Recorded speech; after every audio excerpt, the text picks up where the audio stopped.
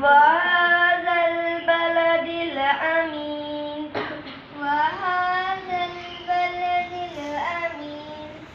لقد خلقنا الإنسان في أحسن تقويم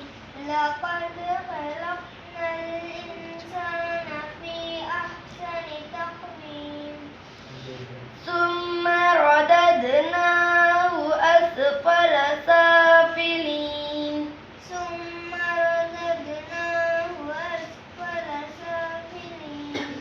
إلا الذين آمنوا وعملوا الصالحات فلهم أجر غير ممنون